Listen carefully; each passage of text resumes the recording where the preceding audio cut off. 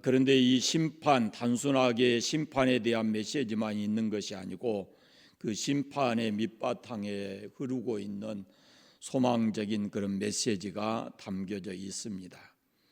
9장부터 11장까지의 그 소망의 메시지는 그리스도가 이 땅에 오신다, 그리스도가 이 땅에 초림하시는 그것이고, 그 다음에 12장부터 14장까지는 예수 그리스도의 재림에 대한 그런 예언의 말씀이 담겨져 있습니다. 오늘 우리가 그 중에서 10장 말씀을 읽으셨는데요, 이 10장과 11장은 선한 목자가 오셔서 구원하시고 회복하신다라는 약속의 말씀이 있습니다.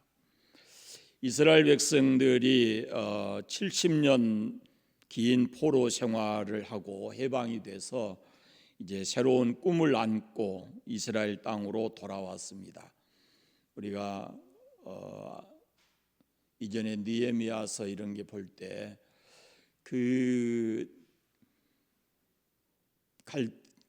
그 바벨론의 포로로 잡혀갔던 사람들이 나라가 페르시아로 바뀌고, 그리고 이제 갑작스럽게 그 사람들이 돌아오게 돼요. 근데 갑작스럽게 돌아온 것처럼 보여도 이미 포로로 잡혀갈 때 선지자들을 통해서 70년의 포로 생활이 돼야 끝나야 돌아온다 그랬어요. 그런데 그 역사 가운데 70년 역사 가운데 세상 역사를 보면 그냥 바벨론이 망하고 페르시아가 새로운 강대국으로 등장하고 이렇게 보이지만, 여러분 생각해 보세요. 바벨론에 끌려갔는데 나라가 바뀌었어요. 이제 강대국이. 그래서 페르시아가 바벨론을 점령하고 이긴단 말이에요. 그런데 느닷없이 페르시아 왕이 이스라엘 민족을 해방시켜서 돌아가게 만들어요. 그러면 이게 어떻게 우리가 일반 세상의 역사를 가지고 그것을 이해할 수가 있느냐 그 말이죠. 그건 도저히 납득이 안 되는 거죠. 그것은 하나님께서 그 역사의 주인이셔서 이스라엘 민족과 약속되어 있었던 70년 후의 해방, 이것이 페르시아 왕을 통해서 그것이 이루어졌다라는 겁니다. 그런데 문제는 이 사람들이 돌아왔는데 그들을 인도할 만한 참된 지도자가 없었습니다. 에스라와 같이 율법에 대해서 공부하고 학사로서 백성들을 지도했지만 그러나 온전하지를 않았다는 겁니다. 에스라 끝난 이후에 또다시 문제가 생겼어요. 포로 귀환기에 이스라엘 백성들은 자칭 지도자라는 사람들이 많았어요. 그래서 그 잘못된 지도자들 때문에 오히려 많은 상처를 경험했습니다. 소위 말하면 악한 목자, 나쁜 목자들에게 상처받고 있는 이스라엘 민중들을 향해서 하나님께서 스가랴 선지자를 통해서 내가 너희에게 선한 목자를 보낼 것이다 라고 약속을 하고 계시는 겁니다. 10장의 메시지는 한마디로 말하면 이것입니다. 믿을 수 있는 선한 목자가 오셔서 우리를 온전히 구원하고 회복시키신다라는 겁니다. 그런데 그 믿을 수 있는 선한 목자가 누구냐라는 것인데, 그것이 바로 스가랴 선지자의 입을 통해서 우리가 앞서도 보았지만 낙이 타고 들어가신다든지 이런 내용들을 쭉 보면은 그 분이 바로 예수 그리스도이시다라는 것입니다. 그것이 스가랴서 10장의 핵심적 메시지입니다. 먼저 1절부터 3절까지 말씀을 보면 목자의 필요성, 목자가 왜 필요한가라는 것을 말씀합니다. 3절까지 말씀을 다시 한번 읽어보겠습니다. 봄비가 올 때에 여호와 곧 구름을 일게 하시는 여호와께 비를 구하라. 무리에게 소낙비를 내려서 밭의 채소를 각 사람에게 주시리라. 드라빔은 허탄한 것을 말하며 복술자는 진실하지 않는 것을 보고 거짓 꿈을 말한즉 그 위로가 헛됨으로 백성들이 양같이 유리하며 목자가 없으므로 곤고를 당하나니 내가 목자들에게 노를 바라며 내가 순염소들을 벌하리라. 만군의 여호와가 그 무리 곧 유다 족속을 돌보아 그들을 전쟁의 준마와 같게 하리니. 아멘. 이 말씀은 목자가 없기 때문에 백성들이 방황하고 곤고한 삶을 산다라고 말씀하고 있습니다. 2절 마지막 부분에 보면은 백성들이 양같이 유리하며 목자가 없으므로 곤고를 당한다 그랬습니다. 그냥 목자가 없는 양떼의 모습이 바로 유리하고 곤고를 당하는 삶이다라고 말씀을 합니다. 아마 여러 차례 귀담아 들으신 분들은 기억하고 계실 것인데요. 이 양의 특성 가운데 크게 세 가지가 있어요. 그 첫째가 양은 방향 감각이 없습니다. 소나 말 같은 것을 밖에다 내다 놓으면 제 집을 찾아오지요. 걔는 얼마나 멀리 떨어져도 찾아온다 하지 않아요. 그런데 양은 집을 못 찾아와요. 방향 감각이 없다 그럽니다. 그래서 밖에 내다 놓으면은 집을 못 찾아오기 때문에 반드시 목자가 있어야 제 집을 찾는다는 겁니다. 둘째는 양은 아주 쉽게 더러워집니다. 우리가 양 그러면은 아주 깨끗하다 이렇게 생각이 되지만 실제로 양을 보게 되면 이 씻어주지 않으면은 양이 너무 더럽습니다. 그래서 금방 더럽혀져요. 씻어도 또다시 더럽혀지고 그래요. 그래서 매일같이 거의 씻어 주어야 깨끗하다 이렇게 봅니다. 세 번째는 양은 아주 약한 동물입니다. 자기를 보호할 만한 능력이 없어요. 모든 동물은 자기를 보호할 수 있는 어떤 무기나 전략을 가지고 있거든요. 예를 들어서 자연의 색깔과 자기 몸의 색깔을 비슷하게 하는 보호색을 갖는다든지, 아니면 신체의 한 부분이 예리하게 되어 있다든지, 아니면은 더 빠르다든지, 여러 가지 굴을 파서 자기를 보호한다든지 여러 모양으로 자기를 보호하는데, 근데 양은 무기도 없고 이런 재간이 없어요. 그런데 성경은 이렇게 말합니다. 우리를 가리켜서 우리는 다 양 같아서 그래요. 우리는 다 양 같다 이런 표현을 해요. 그러니까 우리도 양의 이런 특성을 가지고 있다 그런 말입니다. 여러분 어디로 가고 계십니까? 여러분의 인생의 방향이 어딘지 아세요? 인생의 방향이 어딘지 아세요? 여러분의 인생의 목적지가 어디냐고요? 가서 영원히 거할 집이 어디냐고요?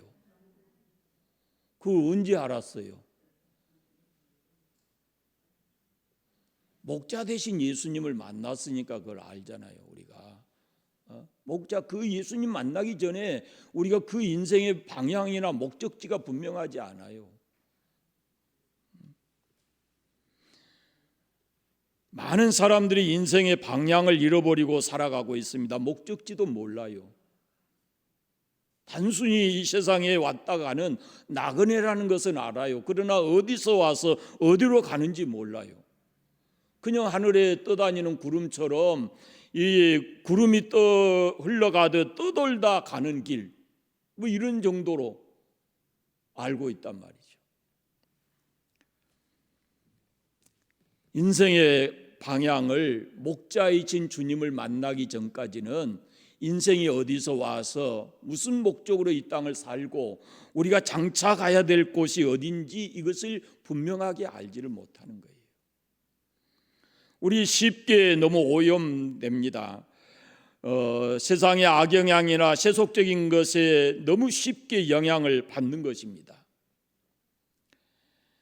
그뿐 아니고 우리는 스스로 방어할 능력이 없어요. 무서운 질병이나 사고로부터 자신을 지켜낼 수 있는 능력이 없어요. 구체적으로 더 말씀드릴 수 있지만 우리에게는 우리 자신을 보호할 만한 그런 능력이 우리에게 부족하다는 거죠.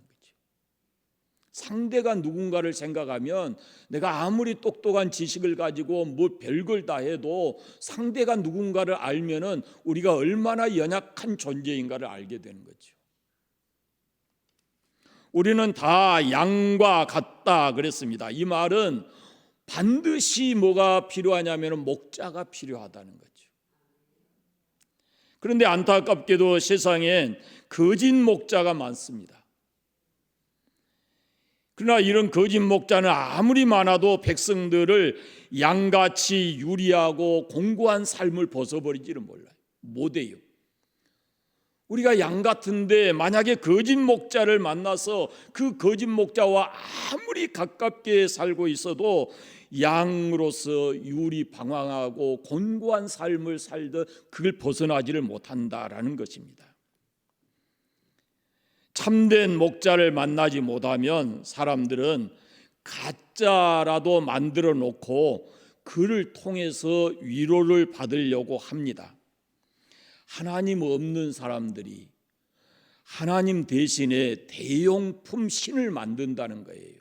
이게 바로 우상이에요. 참 신이신 하나님을 만나지 못하면 그 사람들의 신의 존재는 필요한데, 그런데 신을 찾지 못하기 때문에 그 하나님 대신에 대용품 신을 만든다는 겁니다. 도스토옙스키라고 하는 이 사람이 유명한 말을 했습니다. 바로 그 말인데요. 신이 없는 인생은 반드시 대용품 신을 구한다 그랬습니다. 가짜 신을 구한다라는 말입니다. 가짜 신, 그게 바로 우상입니다.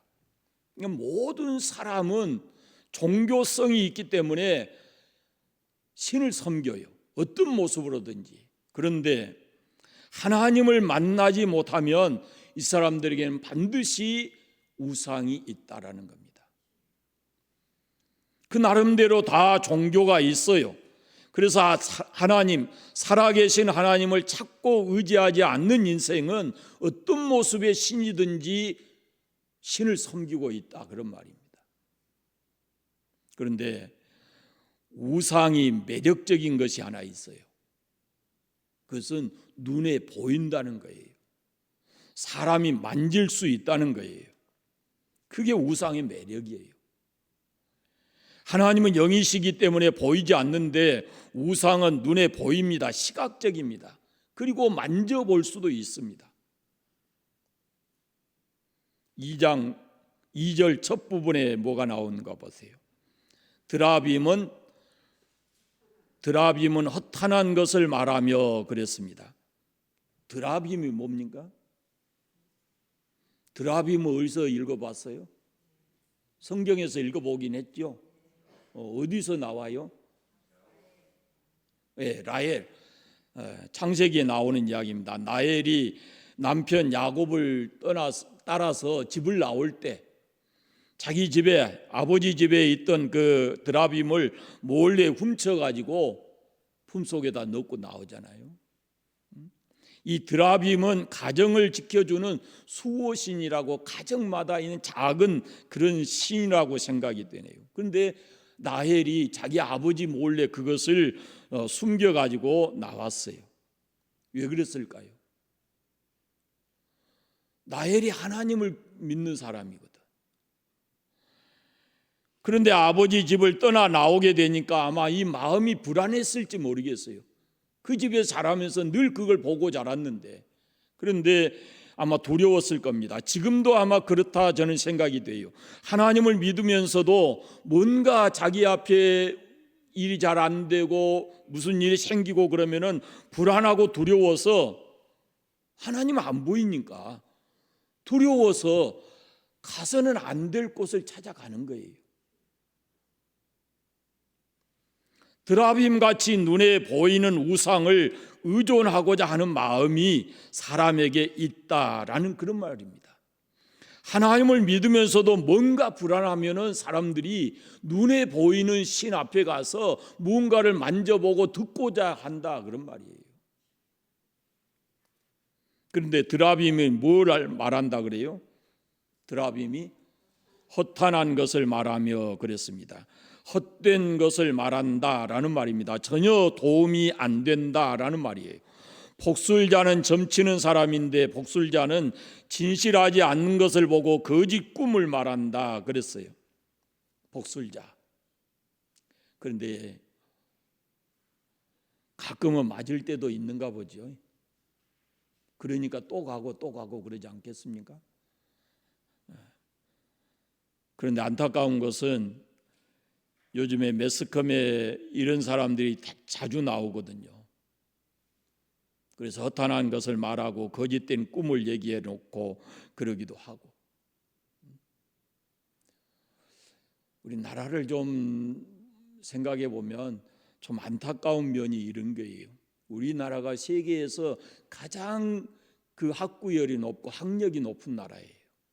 그런데 이렇게 잘 배우고 이만큼 사는 나라에서 우리나라처럼 또 이 복술 점쟁이들이 많은 나라도 드물어요. 이게 얼마나 안타까운 거예요. 이게 이 세상의 지식과는 다른 거예요. 이게 영적인 문제거든요. 영의 문제예요. 그래서 그만큼 이 땅에 있는 사람들이 그 하나님 경외하지 않고 우상을 섬기고 이런 것을 한다는 것은 그 마음속에 그만큼 과학 문명이 발달하면서부터 더 많은 질병과 함께 불안과 두려움이 우리에게 있다라는 겁니다. 아예 모르면은 질병에 대해서도 모르면 두렵지 않습니다. 그런데 이제는 매번 텔레비에 나와서 그 모든 것들을 다 밝혀주니까 자기 몸에 조금만 이상이 와도 불안하고 두려운 거예요. 그래서 이런 곳에 가서 어떤 방법을 찾아보려고 하는 거죠. 거기에 귀를 기울이고 위로를 구하는 사람들, 결국은 그 인생이 유리하고 방황하고 유리방황하고 곤고하게 인생을 살 수밖에 없다라는 겁니다. 자, 10장 1절을 다시 시작합니다. 다시 한번 읽어보겠습니다. 봄비가 올 때에 여호와 곧 구름을 일게 하시는 여호와께 비를 구하라. 무리에게 소낙비를 내려서 밭의 채소를 각 사람에게 주시리라. 누구에게 구하라 합니까? 하나님께 구하라 그래요. 재미있는 것은 봄비가 올 때에 하나님께 비를 구하라 그럽니다. 봄비가 올 때, 팔레스타인 땅에는 이 크게 보면은 우기가 11월 달이에요. 그리고 이제 우리가 늦은 비 그럴 때 늦은 비라고 표현을 해요.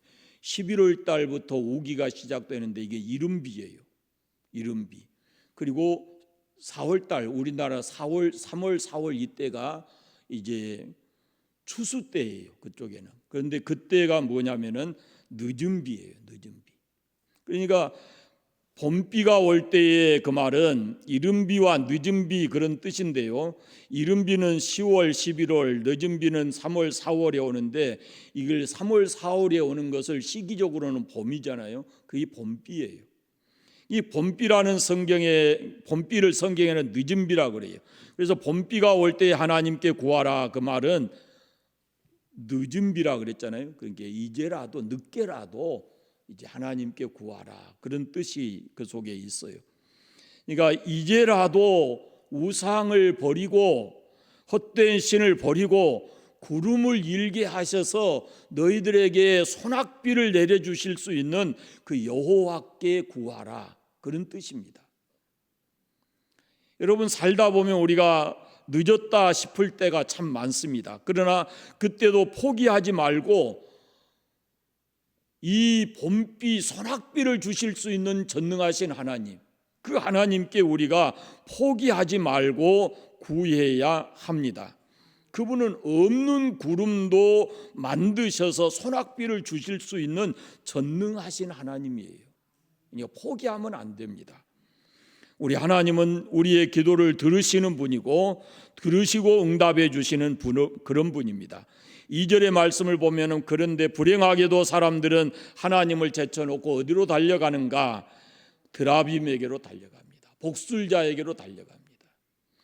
드라빔은 아주 작은 조그만한 그 품에 숨겨올 만한 그런 아주 작은 우상이에요. 손바닥만한 쉽게 가지고 다닐 수 있는 그걸 신이라고 거기다가 자기 인생을 맡기고 자기 마음을 쏟는 거예요.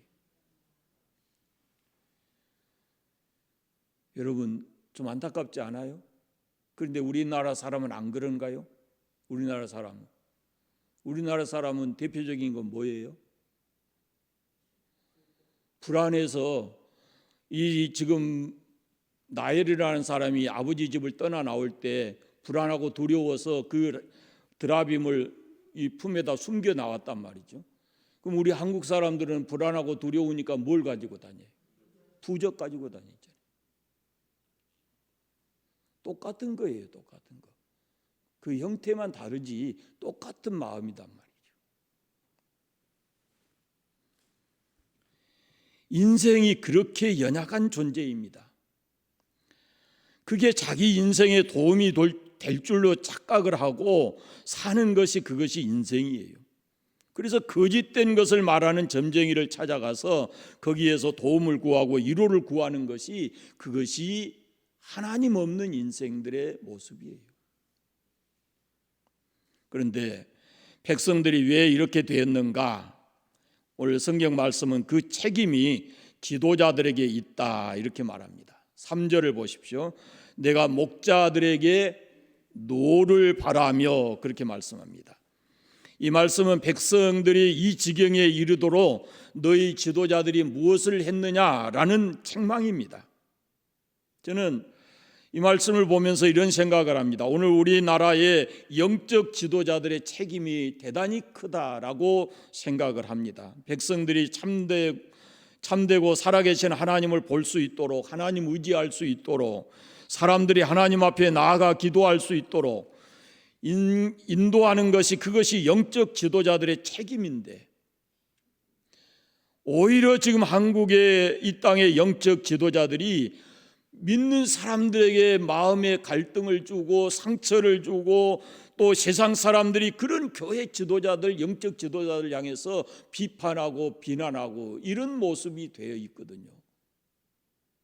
그러면 그럴수록 귀에 우리 개신교에서 말하는 하나님에 대한 그 영광은 땅에 떨어지는 거죠. 그래서 이 영적 지도자들이 대단히 중요하다라는 것을 다시 한번 깨달아야 되는 겁니다. 3절 말씀을 같이 읽어보겠습니다. 3절을 내가 목자들에게 노를 바라며 내가 순염소를 벌하리라.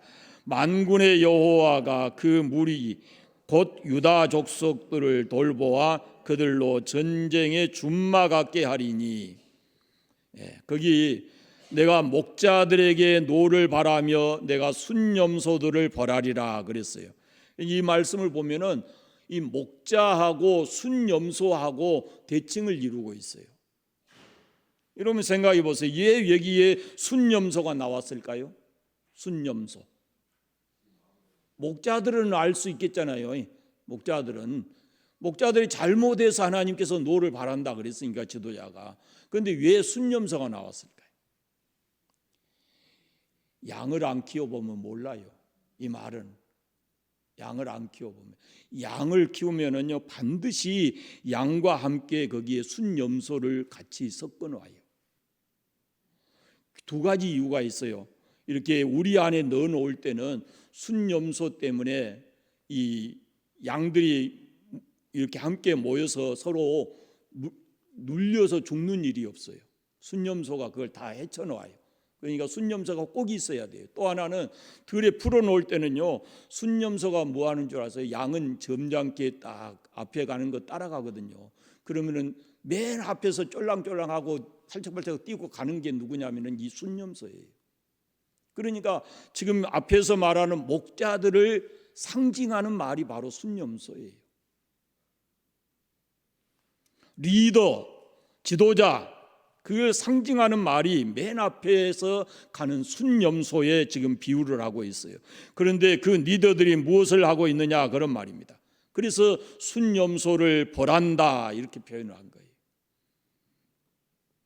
참된 지도자가 없어서 있다고 하지만은 거짓 지도자들 때문에 백성들이 참되고 살아계신 하나님을 떠나서 우상을 쫓고 있다라는 것이 당시의 비극이고 오늘날도 이와 같은 일들이 우리 시대에 많은 것입니다.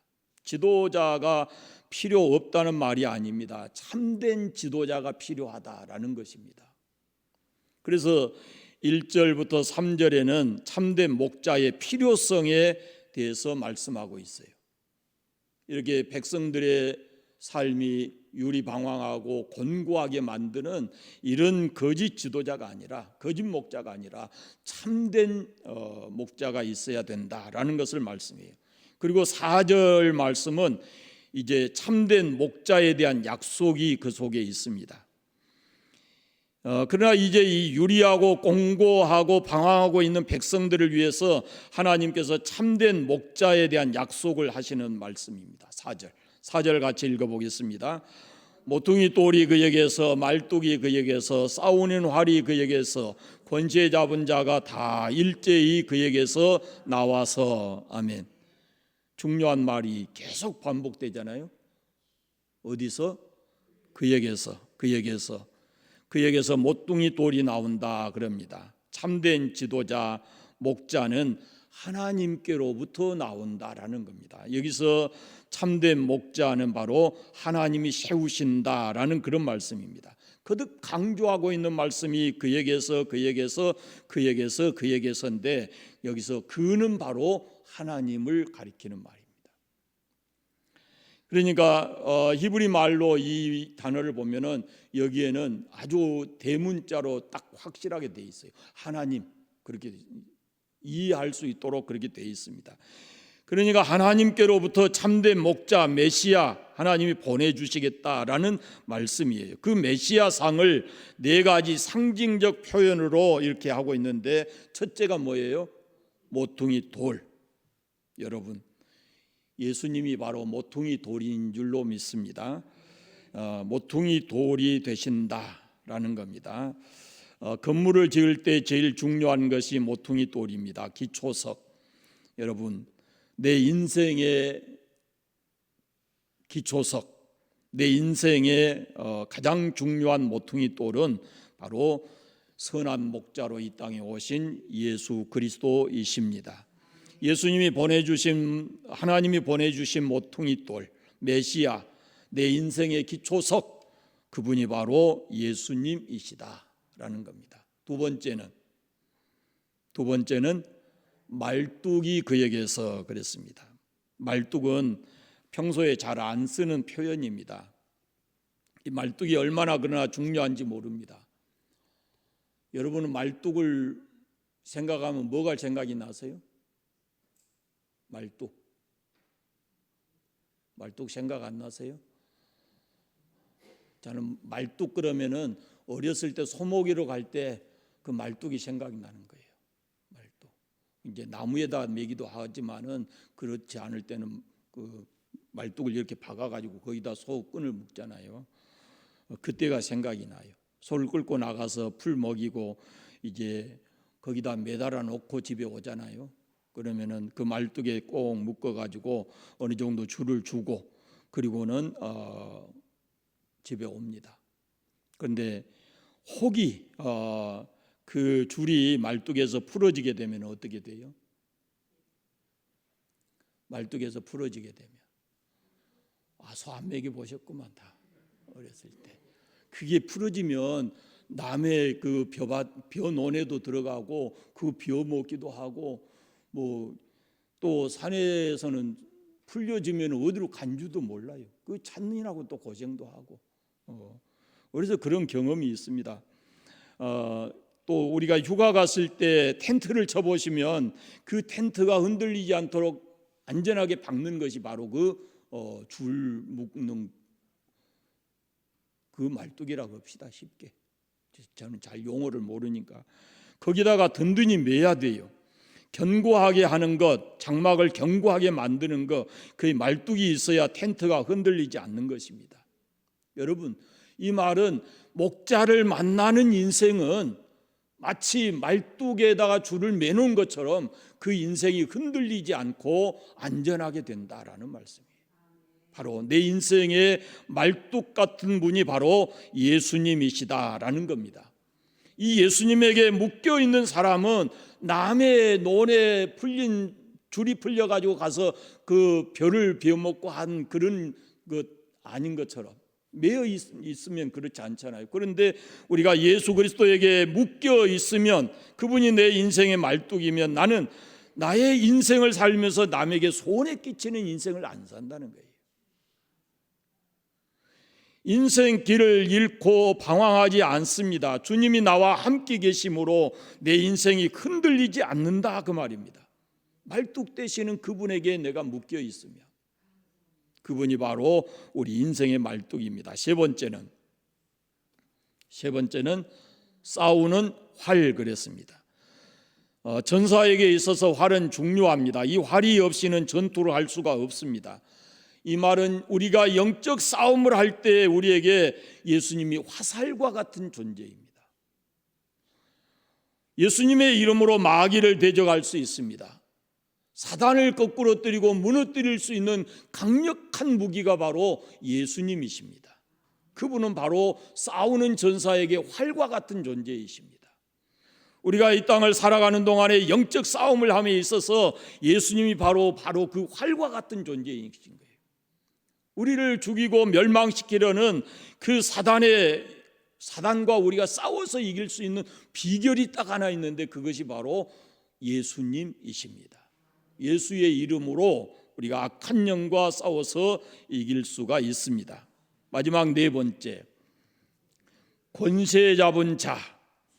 이는 힘을 의미하는데, 막강한 힘을 가지신 분, 하늘의 권세를 가지신 분, 마귀의 권세를 능히 이기실 수 있는 분, 그분이 바로 예수님.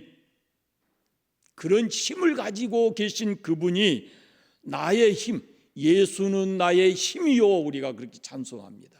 그런 절대 힘을 가지고 계신 그분이 나의 목자임과 동시에 내가 이 땅을 살아가는 동안에 우리의 힘인 줄로 믿습니다. 그분이 바로 오실 메시아, 우리의 선한 목자이시다라는 겁니다.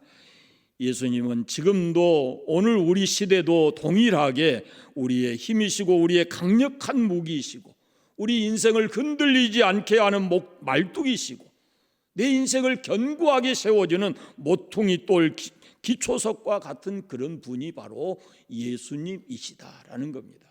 그래서 반드시 우리가 선한 목자이신 이 예수님을 만나야, 그래야 우리가 인생을 헛되지 않게 아름답고 복된 인생을 살아갈 수가 있는 것입니다. 하나님이 보내신 예수님, 그분이 바로 이 땅에 방황하고 유리하고 곤고한 삶을 살아가는 사람들에게 참된 목자이십니다. 우리는 그 목자이신 예수님을 믿고 그분에게 우리의 삶을 맡기고 살아가는 그런 삶이 되시기를 바랍니다. 기도하겠습니다. 감사합니다. 하나님 아버지, 오늘도 우리를 이 교회에 인도해 주시고 스가랴 선지자를